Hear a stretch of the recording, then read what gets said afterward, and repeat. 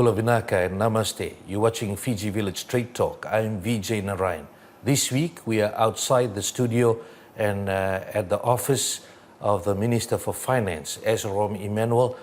Thank you, Minister, for accepting our invitation to come on the show tonight to speak directly to our viewers and listeners. Thank you, Vijay. You're welcome, and welcome to the listeners who are listening this evening.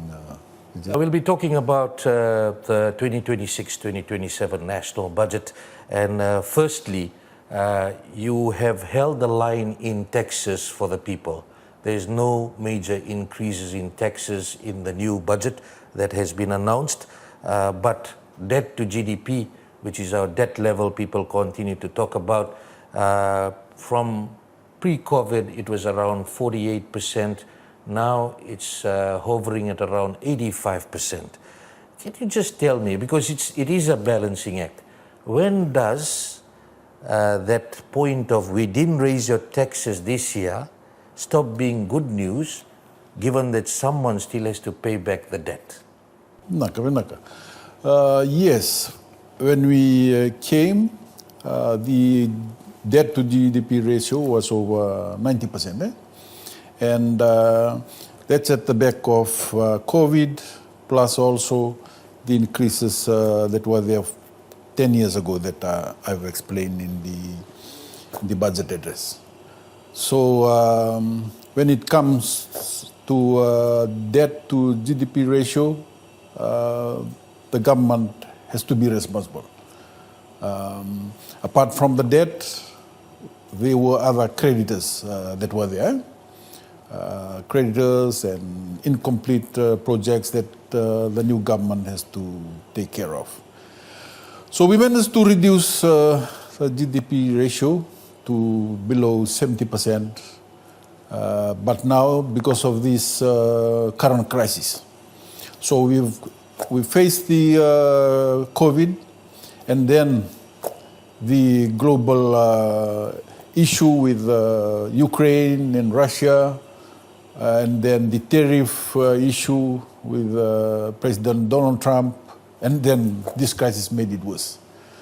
And for the taxes, I can remember there's only two that we, one, we put into place a new tax, and that is the 5% tax on the, probably on the tourism sector. And that is to assist Fiji Airways. It's not coming to government, it's directly ring-fenced for Fiji Airways. The other second major one is the increase in duty on new and second-hand vehicles. And however, those are minor ones with the objective of trying to control the number of vehicles on the road. Definitely, you said it is to address the traffic issues that exist. You did talk about creditors, and you've talked about the Film Fiji rebate, which was the policy of the previous government, totaling about more than 200 million. You have to pay for those who qualified for the rebate, and some incomplete projects like the swimming pool in Lautoka, the FNU campus in Nanduna in Vanuatu. Some of these are very concerning because a lot of tax dollars went into that, but you haven't seen the results? Yes, I briefly mentioned in the budget address, and as a new government, we have to be responsible. So for USP, we've been paying every year, as well as the tax rebate. So now, I think the amount left is still reasonable, but the government is committed to repaying. And for those incomplete projects, we've managed to complete the Mba Stadium, and then as well as Ratuskuna Park. There are a few others, but the two others that's left to be done, and it's going to be taken care of. It was taken care of in the last budget, plus this new budget as well. The Lautoka swimming pool, and FNU campus in Lambasa, that will be the responsibility of FNU to rebuild going forward. Minister, the question of negligence also comes here because, like for example, the FNU Lambasa campus, I believe millions of dollars was spent on it already, and it hasn't seen the light of day what was supposed to be done. And the same thing with the swimming pool project in Lautoka. How are these things being handled to make sure that these, first of all, people are held accountable for their actions, and secondly, that this kind of behavior is not affecting the tax dollars which we really need for completion of projects? Yes. Vinaka, those projects, especially the incomplete one and under FICAC at the moment for investigation. FNU, even the swimming pool, and then there's one that I didn't mention was the Walesi issue. So all those are under FICAC at the moment for investigation. Well, when the government borrows, Minister, what is the money actually going to? Is it propping up day-to-day civil service operating costs, or is it building something for the next generation? In the next budget, how have you focused your borrowing on? Yes. Yeah, the target is for the government always to see that whatever we borrowed is used for capital expenditures. Whether it's infrastructure, health, or even water, that is for the future generations. According to the next financial year, we have a total budget of about $708 million for education. Now, looking through the estimates, I saw 702 million of that is operating expenditure and 6 million for capital expenditure. If you look at health, a total budget of 476 million, 453 million of that operating expenditure and 23 million for capital expenditure. The space for capital works for education, health, and many other sectors, the story seems to be the same. How difficult is it to manage this operating expenditure, which is taking a large sum of the budgets? Yes, I've highlighted in my budget address as well, and that's why we name it a responsible budget. We have to look at what we are doing now, what we have, the debt, the issue, the challenges, and then we ask ourselves the question, so what? What strategies or action plan are you going to put into place? And for those two big ministries, the education and health, luckily for education, some of our schools are governed by our religious bodies. So that helps. They carry on their own capital expenditures. Government do come in when there's a need for those major schools and even tertiary institutions. But for health, because bulk of the responsibilities with the government, bulk of the capex that we are planning, or bulk of the expenses for the next financial year is towards health. You can see that health, waste, and wastewater too are included in those, apart from road and power.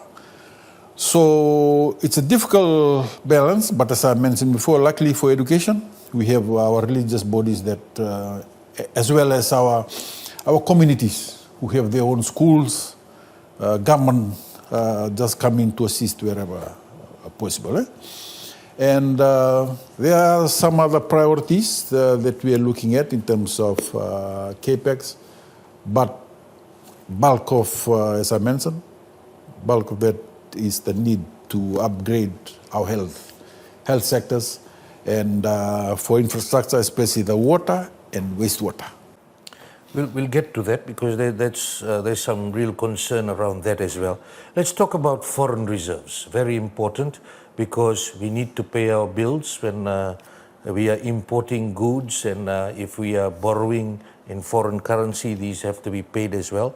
Foreign reserves, according to the Bank of Fiji statistics, the latest statistics after their board meeting, it sits at $3.4 billion, sufficient to cover 4.7 months of retained imports, expected to remain adequate in the near to medium term, and mainly supported in part by government loan drawdowns or borrowings from international partners. Now, we know that we have to maintain that because we have to pay our debt, overseas debt. Just tell me, based on your plans, because when you've come in, you definitely have analyzed how much of the foreign reserves government still has to make sure it's there based on overseas borrowing, and what is being done to ensure that we get our sectors working harder and expanding more so that we increase our exports to get in more foreign exchange rather than propping up the foreign reserves through government borrowing? Yeah, what affected us this year especially is again because of this fuel crisis. Price of fuel almost double, and bulk of our imports is fuel, and that's why if you compare that against the February figures, the reserve probably went down by around 400 million, around that figure. It's because of that fuel crisis, and also because of the increasing number of people that we are allowing from overseas to come and work here. So while we receiving a lot of remittances from overseas, now because of large number of people we allowed to come and work, there's an increase too in the amount of money going out there, especially those from Bangladesh, India, and so on. But you mentioned a good suggestion there in terms of agriculture, and that will be one of the focus for us, agriculture and also natural resources as well. And for agriculture itself, not including sugar. But before going into that, I also wish to highlight that sugar production to reduce this year, and then to make it worse, the price of sugar to reduce. So that affected the reserves as well. But however, agriculture will be the focus for the next financial year and going forward. To see that our export grows as compared to the import. Agriculture is also looking at import substitution, especially some of the produce that we can farm over here in Fiji. That will reduce our reliance on imports. And apart from that, on the energy side, I think we're supposed to do this long time ago for us to focus more on renewable energy. I think we haven't done so much in the last 10 years, but now is probably the right time for us to go more into renewable energy. And EFL is assisting us in that regard. Some of the projects that need to come online now, the additional two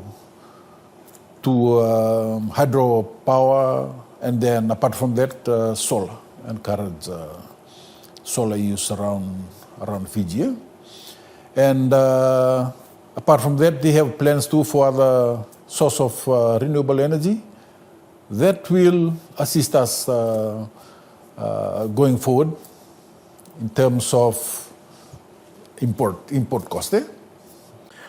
If based on current situation, because government also is in a tight spot, if government stops the overseas borrowings right now to ensure foreign reserves are at a sufficient level, and I believe more than 4 months to cover for imports would be around the figure that you're looking at, what would happen if we just didn't borrow from abroad at this point, knowing that we're at a critical stage, as you said? Yes. It will affect our economic activity, because whatever we borrowed is put on to capital expenditures, and those are the ones that rejuvenate our economy. Capital works, a lot of dependent industries rely on those major capex. And apart from that, whatever money we borrow, that's a good source of reserve for the Reserve Bank. Let's talk about cost of living, because it's through global pressure. Then you are looking at how you can balance that off for the people, the most vulnerable, and also making sure when people are going to the supermarkets, they can see the effects or the impact of what you've decided, so that they know, okay, the budget has said that.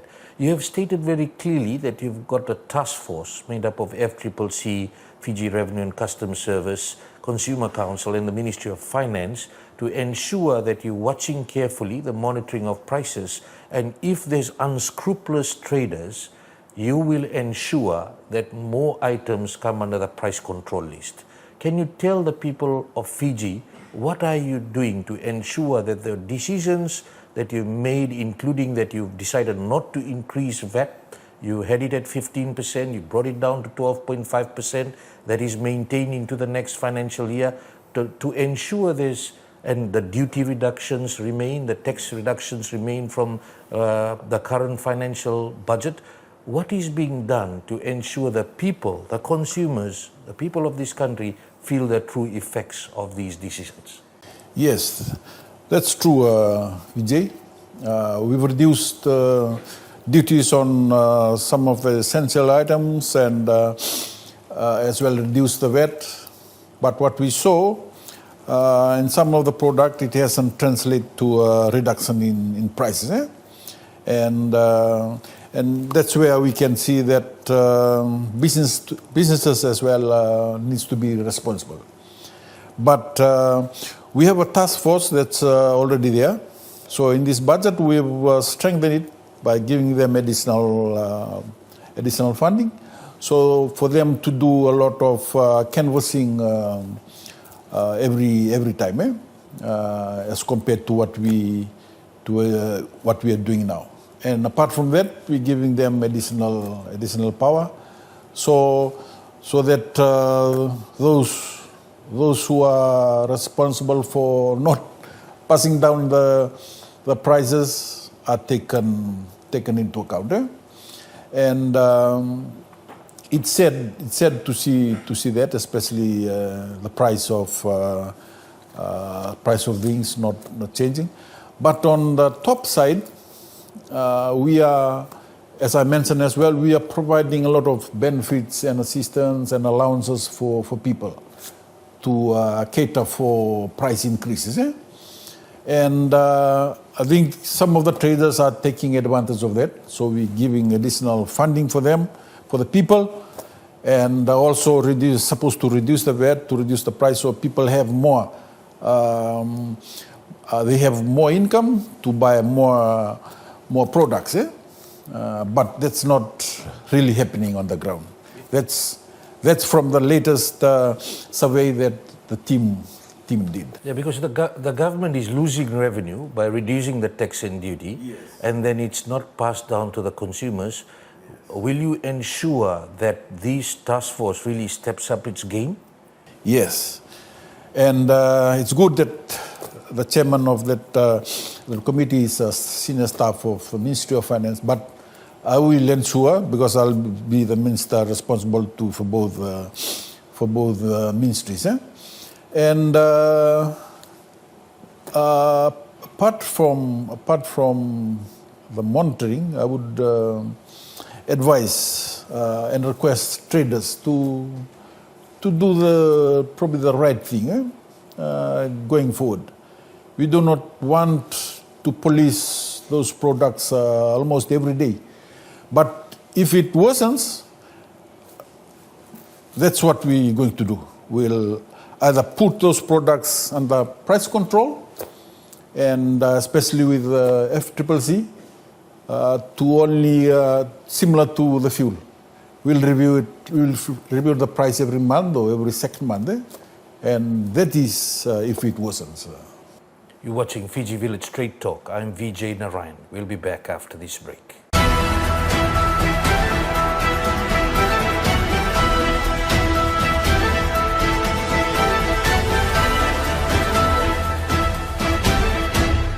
Bula Fiji villagers, we've had a bit of a glow up and we know some of you are probably wondering, hey wait, where did the videos go?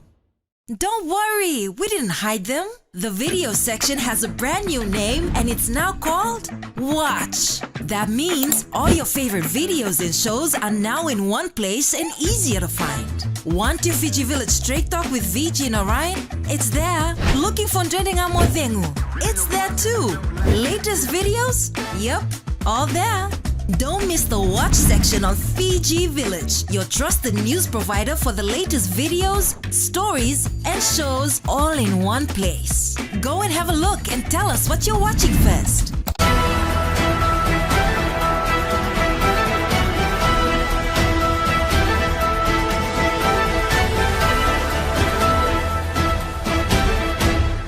Welcome back. You're watching Fiji Village Straight Talk. I'm Vijay Narayan. Our guest tonight is the Minister for Finance Esrom Immanuel, and we're talking about the 2026-2027 national budget. Now, Minister, let's talk about water. Half of the water that's treated or produced by the Water Authority of Fiji is being lost in the ground through leaks. We've talked about the leaks and the leak detection team for a number of years. That is not a new problem. It has been known for years. Government has always been saying that. Half of it, 50% of it, is lost in the ground. We've treated the water and then we've got water issues. What is being done to really reduce this leakage? Yes. Thank you, Vijay. The other issue that we don't have the capacity for us to look at it. So we're getting our overseas partners, especially ADB, to look into that. So they are bringing in technical expertise to look into that, and also a plan for what we're going to do. And the target is to have this done in the next financial year, and to reduce the leakage from 50 to around 20%. And apart from wasting of water, government too is thinking about commercializing water. We have the cheapest water probably around the world, and that is to commercialize it. We can't do that because of that leakage. We definitely have a major issue with the delivery of service, and tariffs is an issue, and you still will maintain the free water subsidy for those who are earning $30,000 or less. Yes, we'll maintain for those vulnerable level of our population. However, we can commercialize the other ones as well. The 20% leakage target rate, by when is WEF expected to achieve that? You've given them some measurable goals? Yes. When it was, I think this project has been going on for some time, and should materialize in the next financial year. And if it happens, it should happen to when that project is completed. Now let's talk about health. CWM Hospital, it still remains the main referral hospital in the country for many of the cases, complicated cases. It has needed urgent infrastructure upgrade for many years. The last check, only 3 to 4 out of 8 operating theatres working, which results in backlog of surgeries, We know PWD had to deliver that because the Ministry of Health had said that PWD has to do that. We still see the container walkways and developments or upgrades now underway. We know a maternity hospital, our women are really struggling with the lack of beds and no proper equipment. Why has it taken so long? It's taken, and even when the coalition government came in, we were already in dire need of upgrade of CWM. What is causing all of this? Because people continue to suffer. Yes. Again, it's back to a capacity level. We don't have the capacity to carry out those projects when needed. So that's why we're getting our multinational partners to assist us. So World Bank especially, and ADB, as well as the Australian government. They're assisting us in the technical aspect, plus also the project implementation. Australia is currently assisting the upgrade at the CWM hospital, including the lifts. And then they're assisting in the planning and feasibility on a new radiotherapy hospital for cancer patients, plus the new hospital that will be established within CWM currently. And with their assistance, and also with the assistance in terms of the technical aspect, plus also funding aspect, we could be able to come up with the plans starting from this financial year. So you have the hospital that you're planning, a brand new hospital in Valilevu, and then you've got a 100-bed specialty hospital done by Government of India. One is to have the buildings ready. Two is to have the equipment, the medicine, and the personnel to run it. Are you also talking on how you will achieve that target to make sure the right people are there in terms of their capacity to give that level of service? Yes. For short term, we'll concentrate on CWM and those two new hospitals. And medium term, that is for the Valilevu one. So Australia too is assisting in that regard. And for the hospital built by the Indian government is looking at that hospital separately. So in terms of planning, government will continue with the training of specialized staff, including those staffs that are needed regularly, especially nurses and the engineering side, the technical aspects of medicine. The doctors, we are a bit on the positive side. It's only on the nurses and the allied workforce that we need to continue to train. And the other issue is, again, the migration especially of those key staff, nurses and allied. They are highly demand. There is high demand from overseas, especially New Zealand and Australia. So for us, we have to keep on training. So every year we try to encourage those institutions to lift up the number of trainees, especially nurses and allied workforce. We also need to maintain experience apart from graduates coming out. Now, the issue in relation to overtime for nurses, etc., that's been sorted out in the new financial year. There will be allocations for that, or you still have a time off in lieu, which is a concern for some of the areas? Yes, for overtime, especially for nurses, that will continue, and also they have a separate structure to try and keep them over here in Fiji, as compared to the other workers. So the nurses and the allied workers are treated separately in terms of So they will get their overtime pay. Yes, yes. Based on need. Now let's talk about education, because this is about our next generation, our future leaders, in terms of making sure that, number one, the curriculum is all right.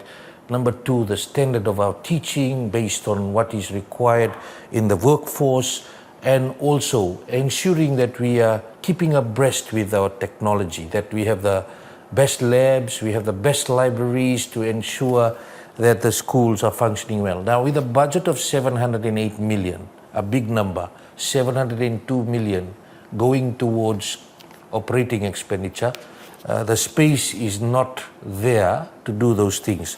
How, and we know that you've talked about the importance of other stakeholders, the community-run schools, and the parents. How can we tackle education knowing that we have to have these facilities, we have to have the right expertise to churn out better students on the other side, because the government is making a major investment through the free education grants and other grants? Yes.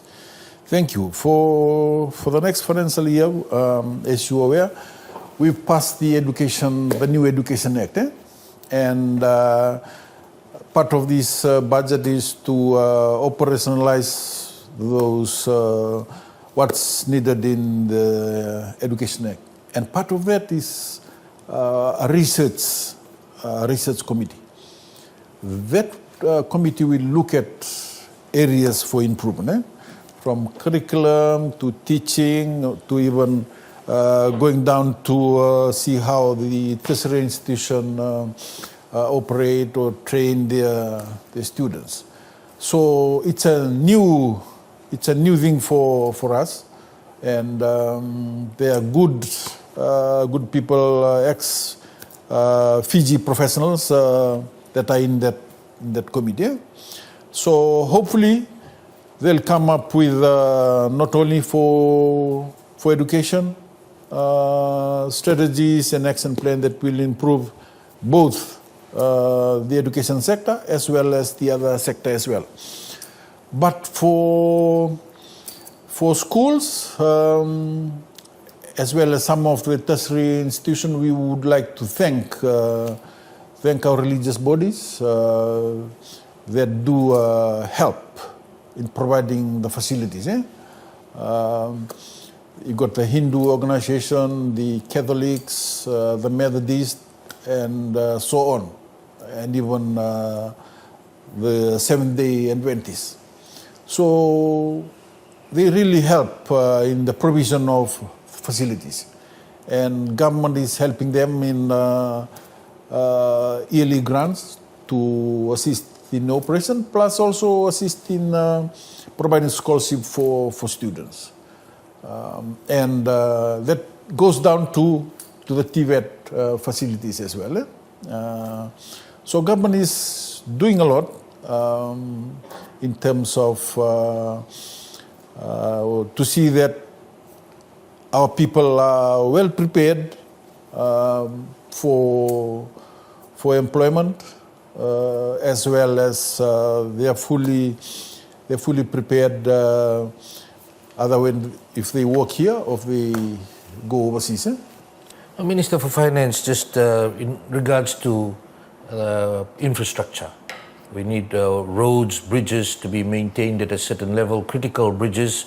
I noticed you've made some announcements about widening of roads based on a number of people. Thousands of people would be watching this tonight. They spend hours in the morning and in the evening. Sometimes the people going back to Nosori from Suva, if they're working here, they may be arriving at home at 8 at night, very little time to spend with their children, and it's becoming a real issue. Just to talk about the uplifting of roads and bridges, critical infrastructure like bridges too. And I was just thinking of things like flyovers, like which overseas countries are doing.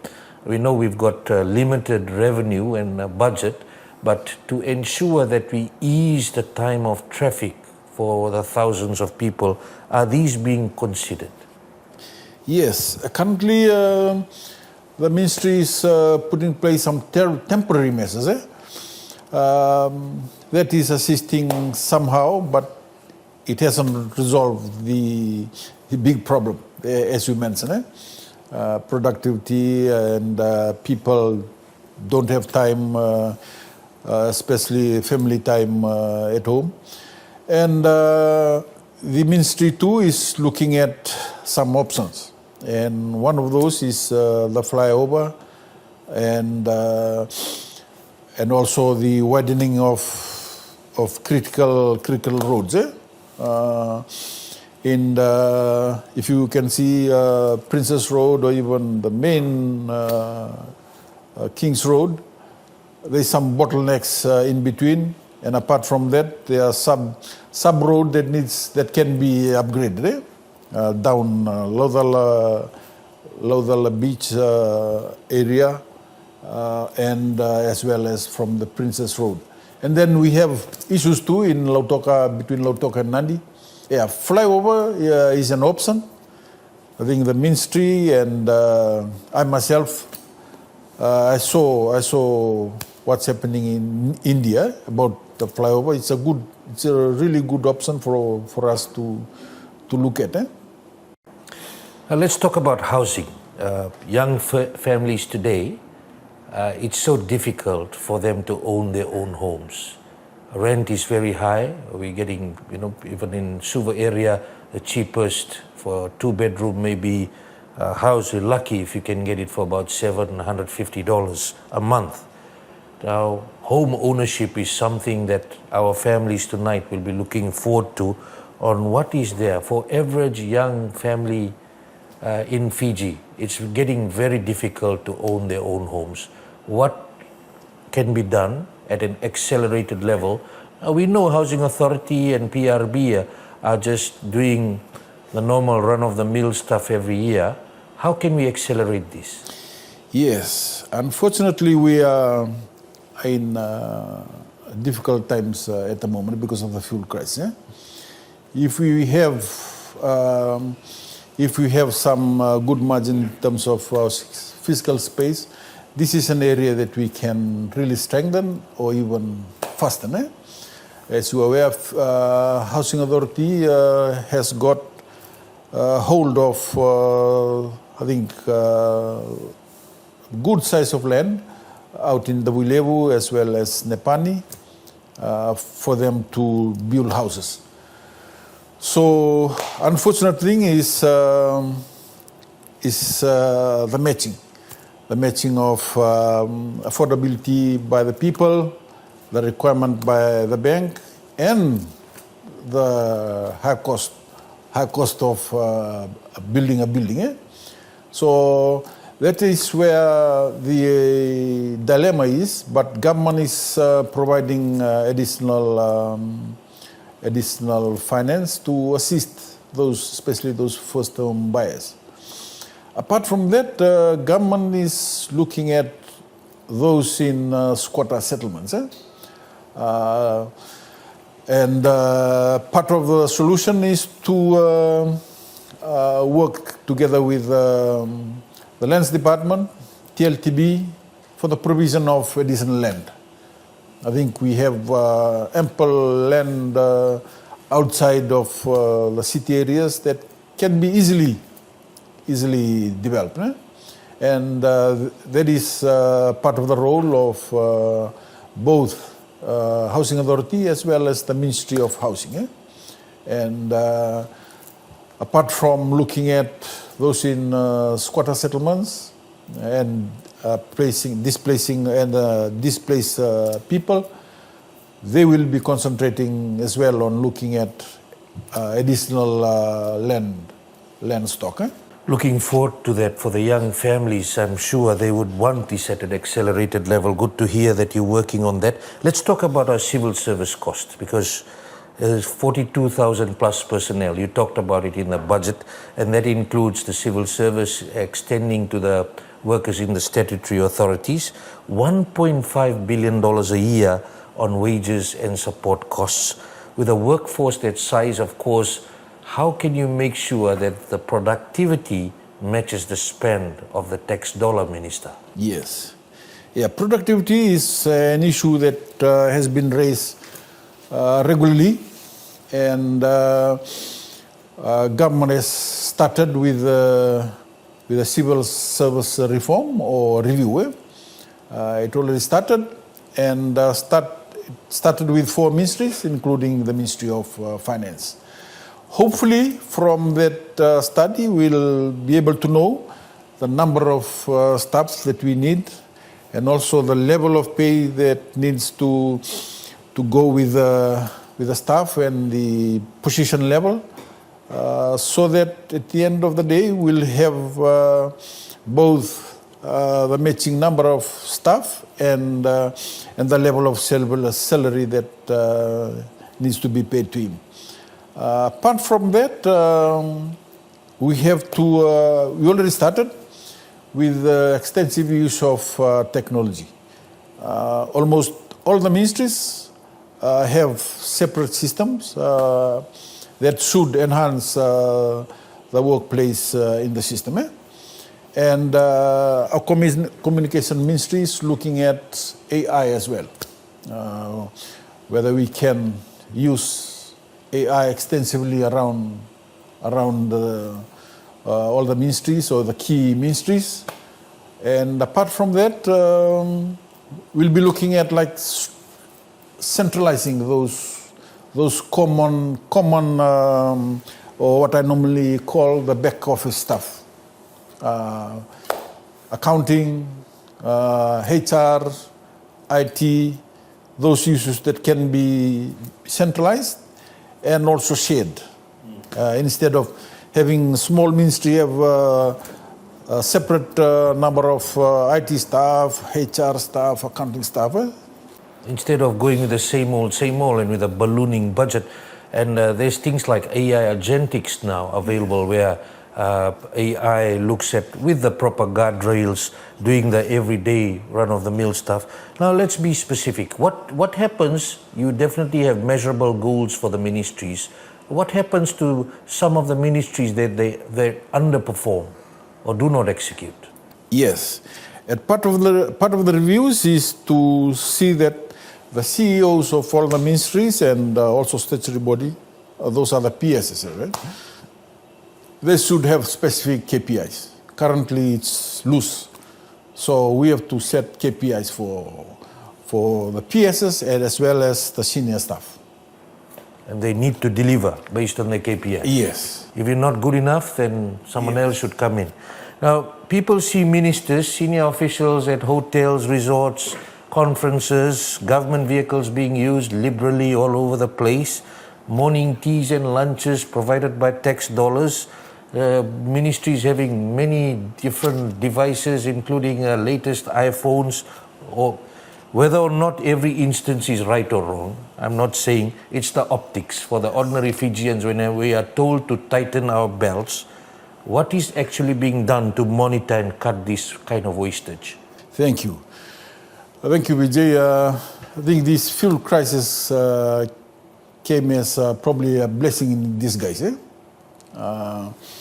Because from that, we are aware of what you call the fraud in our individual ministries, the things that we can cut, as you mentioned, conferences, overseas trips, the vehicle use, even goes down to the fuel use, or even the telephone usage.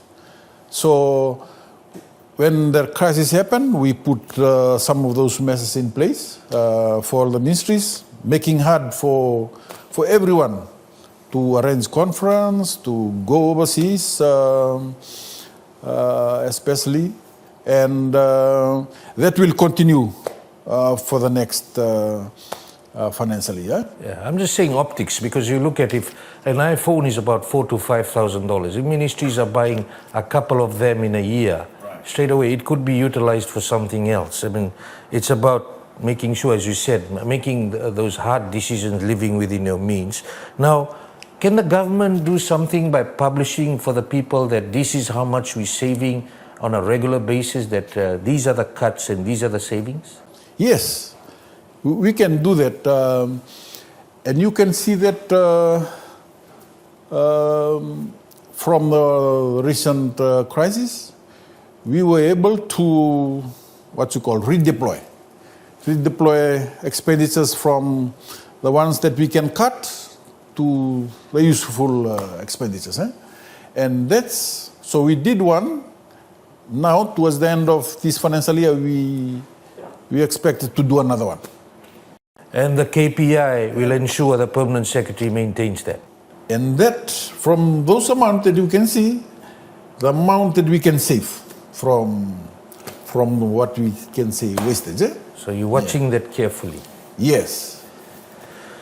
Let's talk about your cabinet. I know you are not the head of the cabinet, but of course you are the money man. We have a cabinet where almost all of the government side are ministers and assistant ministers.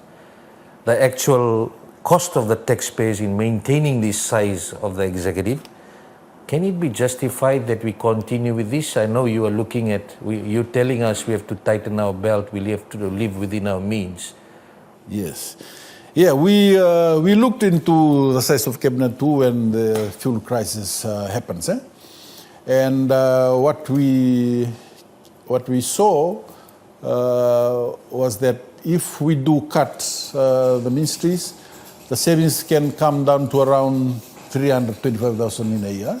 So that's quite small as compared to what is expected of us from March to before the election. There's a lot of activities that we need to do, mainly on the legal side of our activity, bills.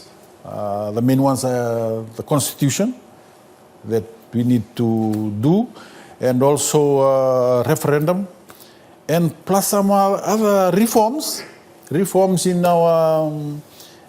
our acts that will ensure that our multinationals will continue to look positively at us and provide us funding whenever we need. So currently some of those reforms are a bit slow, and we still need the people, especially parliamentarians, to be involved. And apart from that, those assistant ministers and the other parliamentarians are needed, as I mentioned before, because of those legal requirements. Their role to see that the bills and the laws are changed and updated. There's a lot. So bulk of them are involved in those parliamentary committees. The ministers and assistant ministers, do they have KPIs as well? Yes, the assistant ministers and the committee. There's a few committees that are there. No, I'm asking for the ministers and assistant ministers. You said the permanent secretaries have their KPIs. Of course, they have ministers and assistant ministers who are also answerable to the people.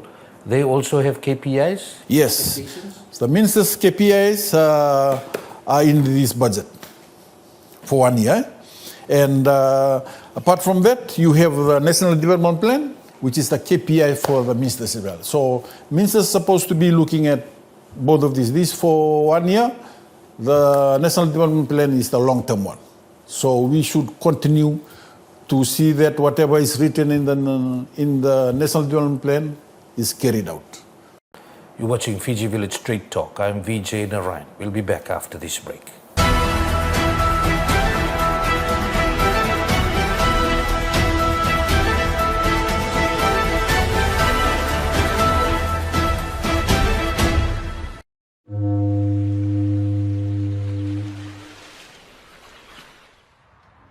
Every day, thousands of Fijians turn to one place to know what is happening, for the stories that matter, for the moments that bring us together, for the news you trust. Recognized by BBC Media Action Research as one of Fiji's most trusted news sources, that place is Fiji Village.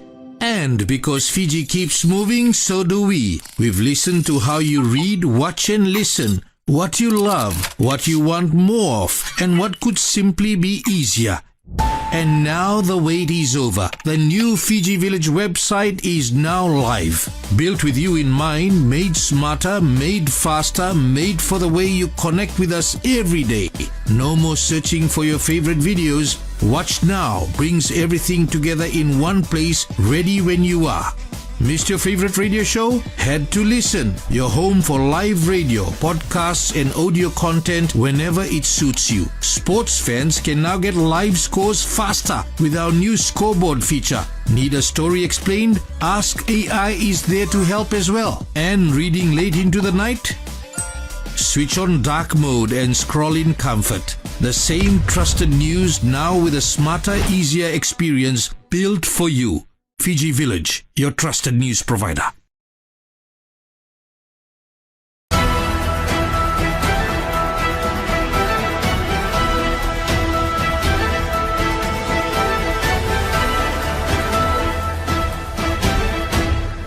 You're watching Fiji Village Straight Talk. I'm Vijay Narayan. Our guest tonight is the Minister for Finance Esrom Immanuel, and we are here at his office at Ro Lalambalavu House in Suva.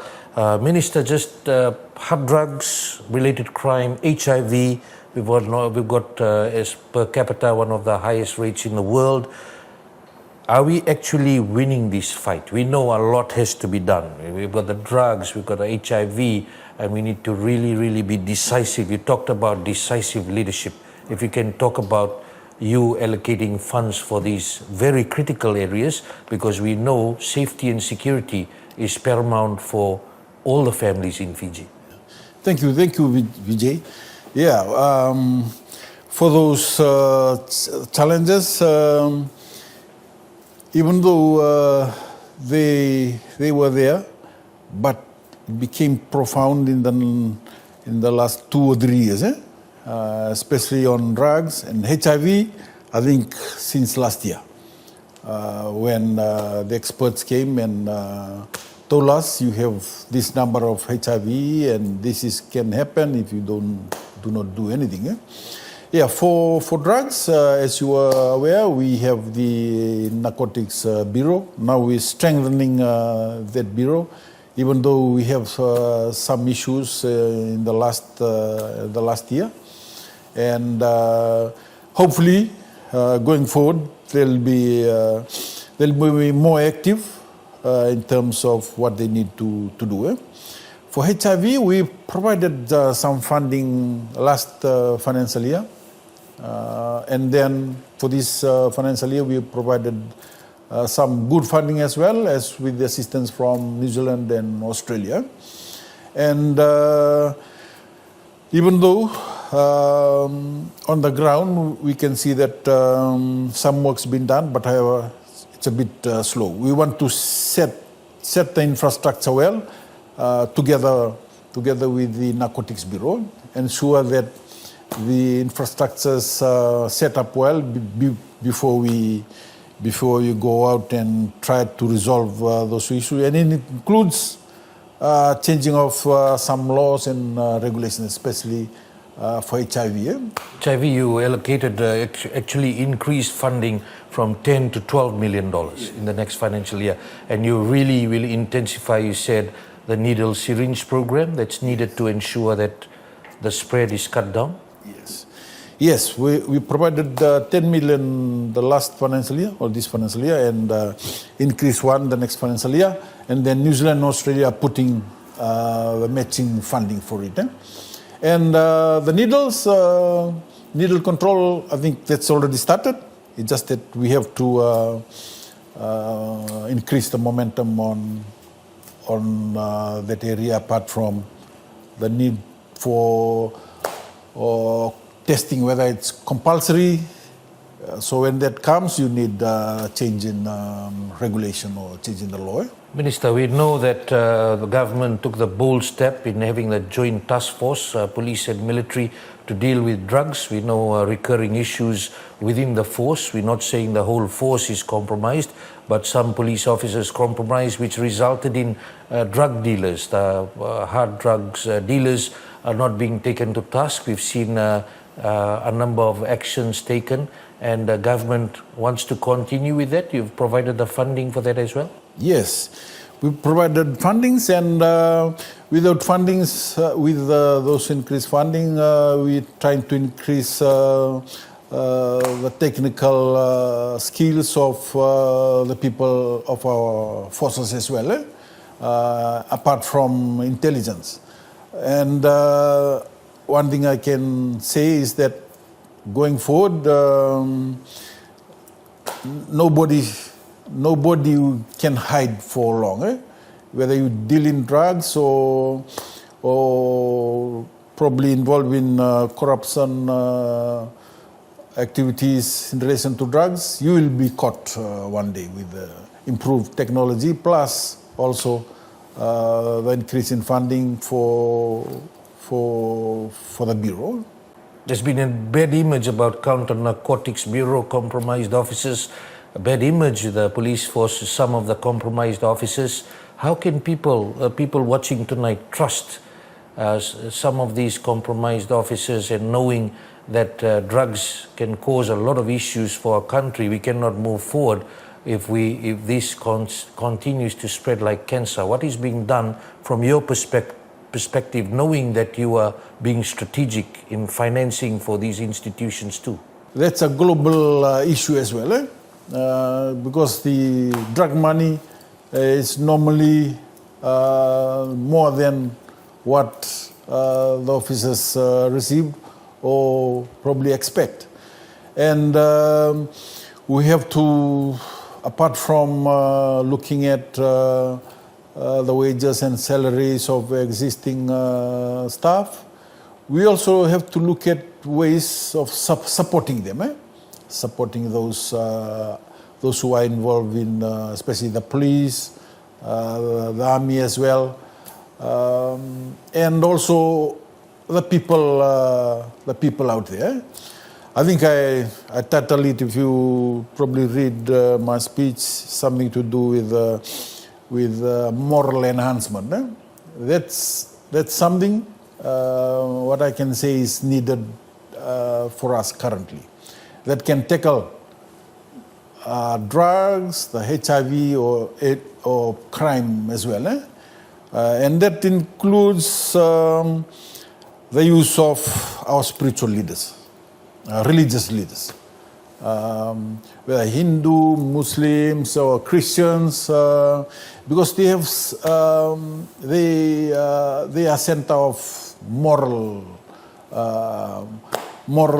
situation for us, and if we strengthen that, then that will assist in the financial support that we do carry out. So there'll continue to be like probably 5% of our population that will continue to be involved in those activities, but we can reduce or even minimize its spread. Minister, we've covered a lot of issues in relation to, just before this we talked about wastage. The other one is corruption, and you highlighted some issues, because if this is not arrested, it will continue, and that's also wastage when you allocate funds. How important is it to ensure that first that you get in the workforce, that culture, and secondly to ensure that this is properly investigated and people are held to account in a timely manner? Can you elaborate on what kind of work is being done on that? Yes, for the time being we've increased.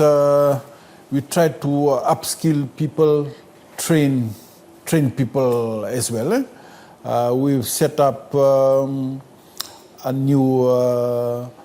new training institute for government, which is called FLIPS, so that will try to make people more responsible, our staff especially, those workers, and as well especially the leaders, in every aspects of not only leadership but work as well. And apart from that, we are strengthening our back office operation, including finance, audit, IT, and to ensure that corruption doesn't happen. And with that, we are strengthening governance all around. Say, for instance, our tender board, or even the committee that looks after investments. So that is the point, that we can control those corruption. Don't open any doors for corruption as well. Regular audit, regular checks, as well as use of computer or IT system that can detect those weaknesses. And that's happening, and that's what I can say is we can see the fruits. About timely investigations, to make sure that people are held to account in terms of investigations. Yes. So when something happens, it quickly escalates to either the head, the PS, and to the minister, but most of the responsibility rests with the PS, and that goes to FICAC. And FICAC, I think have current issues, but we have the police as well to be involved. So there's no reason that investigations or bring those who are caught to be taken to task. Like you talked about FICAC, the Lautoka swimming pool project, the FNU Vanwalevu campus, and Walesi is still with FICAC. You haven't received anything back? Yes, probably that's what I can say, some capacity issues there within FICAC. However, a few of those cases are in court individually, but it's not fast enough to do something because it's already almost over 3 years now. Yeah. And for you, that's critical because you continue to allocate tax dollars and you want it efficiently spent.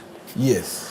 Let's talk about NCDs, non-communicable diseases, or we call them lifestyle diseases. We've got a high rate of diabetes, kidney failure, people needing dialysis, heart diseases. There's a massive long-term cost to both lives and productivity as well in our nation. Do we have a serious national prevention strategy rather than just focusing on treatment? Yes, you can see that with our Ministry of Health now, they're going back into preventative medicine. I think the previous government centralized most of those medicines within the big hospitals, and probably what I can say, the medical centers and hospitals out of the urban areas were left out. Those were key areas of preventing those NCDs, especially preventative medicine, what to look for, what food to eat, and all those kind of advices, and to make people healthy. And with these new strategies by the Minister of Health and with the assistance of the Australian government, they are targeting the NCDs with upgrading, not only with the upgrading of hospitals, but to ensure that the preventative medicines are looked at. And that includes the upgrading of 17 outside hospitals and medical centers funded by the Australian government. Now, I'm Vijay Narayan and we're talking to the Minister for Finance Esrom Immanuel, talking about the budget and giving you a holistic picture and also what is being done. Let's talk about tourism. It remains one of our biggest foreign exchange earner. and also about 50,000 people are involved in the industry.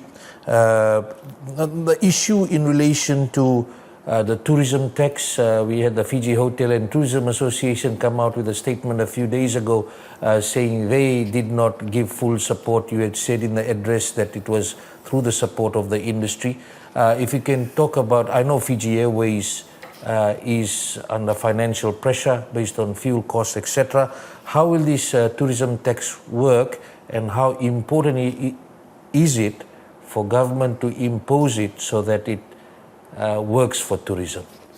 Yes, I was surprised when that message came in because I think everyone is aware that Fiji Airways plays an important part in terms of tourism. They are bringing over 70% of our visitors to Fiji, and they are not being supported otherwise. They're providing, if you compare the fares, they are providing probably the best fares that comes with the package. And tourism and the tourism operators are the one that utilizing or probably providing the service for the visitors. And what we did, or what Fiji Airways did, they came to us, had discussion. They also had discussions with what we call the Tourism Action Group. So the Tourism Action Group involves the tourist operators, hotels, tour operators, and so on. So they are the one that initiated the discussion. So they came to our office over here. So they've agreed, and that they have to provide some sort of assistance to Fiji Airways. And from a point of view, it's probably a good omen or favorable response by the Tourism Action Group to agree to that. However, we didn't agree, or we didn't discuss the percentage, but we reckon that Fiji Airways need that level of assistance. And that's why we pegged it at around 5%. Most of them, they came here, so we had a meeting over here. I'm not sure what happened after that. Yeah, after that. So all the fundings all the funds that will be collected will go directly to Fiji Airways to support them for this 1 year. And that's apart from government's assistance.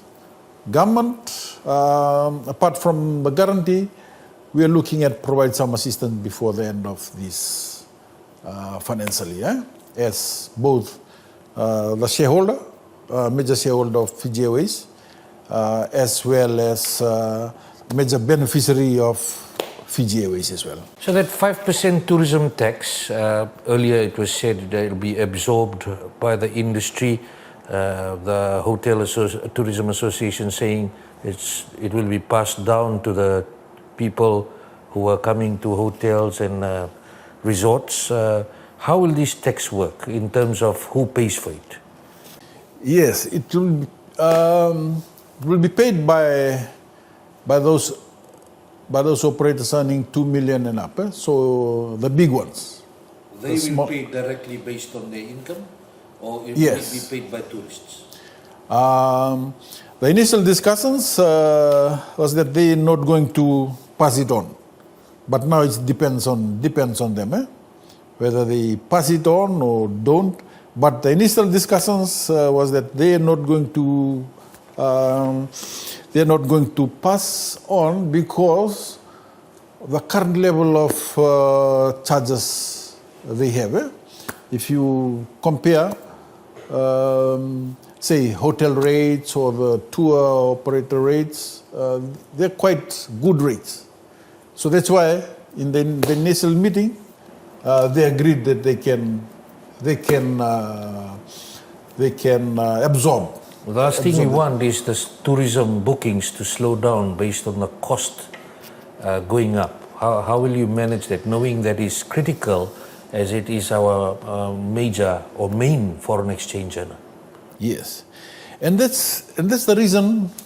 That's the reason we kept the rate at 5%, and they absorbed it, because they saw their forward booking quite favorable. That is up to October, November, December. So they don't want to lose that. They can lose those bookings if Fiji Airways doesn't fly. And Fiji Airways is looking at, I think they've already cut some routes, and they're going to see that they cut some more routes if they can sustain. So it's gone to that place. If Fiji Airways is not assisted, we can be in trouble. Yes. Let's talk about the sugar industry. We know, I'm not talking politics here. There can be a lot of politics. It's not commercially viable in its current form. Government continues to inject more, about $70 million a year to keep it going. The sugar prices go low, but we are giving guaranteed cane price. At what point does support become unsustainable, knowing that we are heading in that direction already? We are in that situation. Yes. For this financial year, we are putting some support to both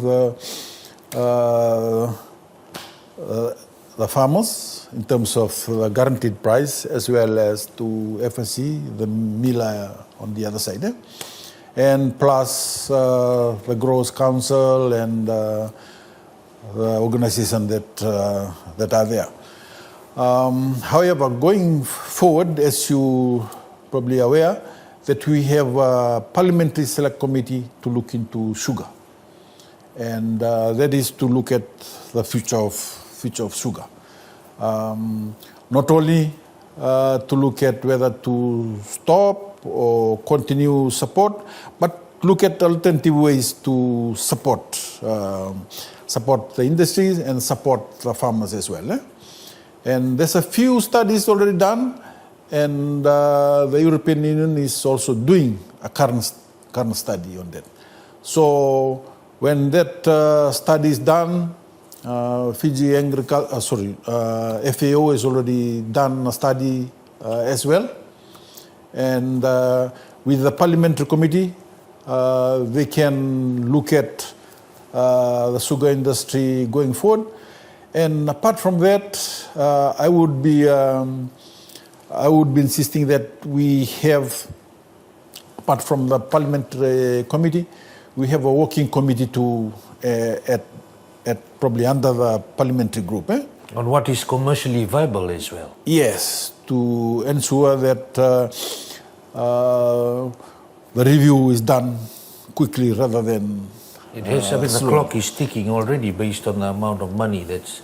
It's a going concern for FSCs. If government didn't give all those guarantees and money, it would go bankrupt. It would collapse. It's a big risk, and I mentioned that in the budget address as well.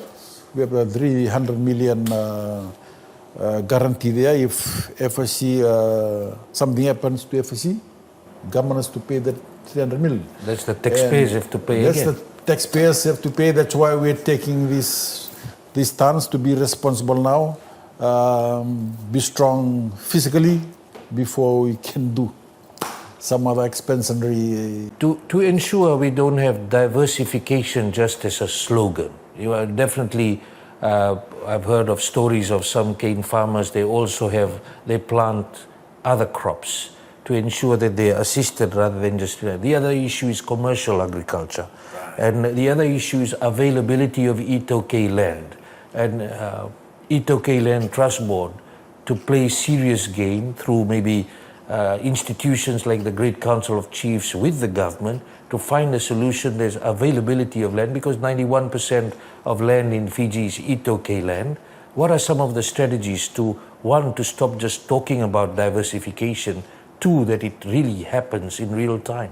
Yes, and that's why I think in the initial discussion I mentioned about agriculture, and TLTB, I think one of our target as well to see that more available land available for the alternative agriculture. We are aware of what product that can provide the best maximized value for that piece of land, and sugarcane land is one of them. So again, it will rest on the review, and whether some of those sugarcane land can be reverted to those alternative crops, best value crops that are there, because most of these sugarcane land are really favorable lands, around Lotok, Kamba, even Lambasa. If you can have part of that to do some other alternative cropping, they'll be good for us. But as you mentioned, TLTB is the focal point, together with the TOKFS board and the GCC, to ensure that available lands are provided not only for those farmers but for commercial farmers. And that's the other target that we have, to have more commercial farmers, mechanized farmers farming as well. And we've started already with that program of mechanization. And a lot of that work is, you're going to move quickly on this? Yes. We already started, I think, 2 years ago on the mechanization. But it needs to accelerate, it needs to intensify. Let's talk about, you talked about $8 billion private investment pipeline. You're talking about the private sector also needs to make sure it's the growth engine. What is actually being done to ensure that the projects are moving? Like, for example, the Reserve Bank of Fiji governor said about $1 billion approved in loans not brought down because there's not enough approvals being given for projects to start. Execution, again, the key there. I know you've set up a task force to quickly look at these things? Yes. Yes, there's 2 task force already established. One has been going for some time, the Investment Facilitation Task Force by the ministers. And now just gone down to another level for PSS and the senior staff to ensure that those projects are brought online. Yeah, true. There's some backlog, some hindrances that are there. Water authority is one. Roads is one as well, apart from environment. And then we have the local government requirements that are there, and the roads. So most of these bodies do not talk among themselves. So with these 2 committees, those bodies too, they are there in the meetings to resolve issues as and when required. And we've seen that some fruition in that during my time as the minister. There's a lot of projects out there in the West, and as well some projects in Suba that had materialized. That had materialized because of this resolving those issues amicably and having a solution for But it. there won't be shortcuts, right? All the proper processes will be followed. Yes, yes. We don't that we have an environmental issue and still get the permit to go ahead. Yes. You won't chase just the investment dollar. No. And a part of that is our current regulations and act. So some of those are providing some hindrances, and we've revised some of that. However, it's not been gazetted, and that's the other issue that we have. Minister, we're lucky from 2016 when we had one of the largest cyclones in the world, Cyclone Winston, to hit us, and it really damaged our GDP, affected many people. And then after that, we haven't really had a big shock as far as natural disaster is concerned in more than 10 years. We had COVID, the pandemic that affected us. Now we are heading into we are in the El Nino period in terms of weather shocks, because we know climate change can affect us in any way. Cyclones are expected to be more intensified, more flooding and things like that. maybe severe droughts. Are we prepared in this next budget for any shock like that can affect us seriously? Yeah, as I mentioned, this budget is probably look at our worst case scenario. So we've accounted for that El Nino. We've heard that it's going to possibly happen in the next year, and we prepared this budget based on those. Apart from the economic effects on the fuel crisis, and apart from that, we have policies in place, especially on natural risk disasters.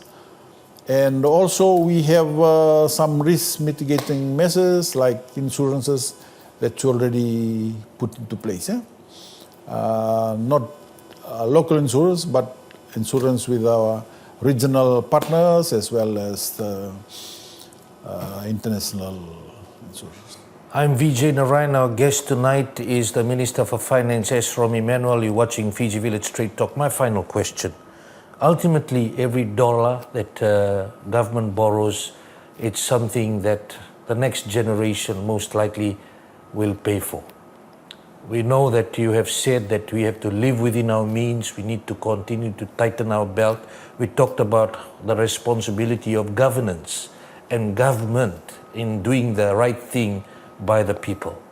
If you were to defend the budget, I know you will defend the budget in Parliament during the debate, but if you were to defend the budget to the people who are paying, or the taxpayers, or even the younger generation who will pay, can you tell them what you have, one thing that you've gotten right in this budget, and what's one thing you're still trying to fix to make sure you make it right by the people? Oh, okay.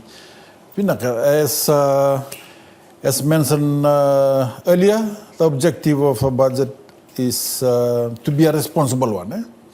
To look at ways to minimize wastage, and as well as to ensure that the funds that are collected are used well, and especially to its maximum value.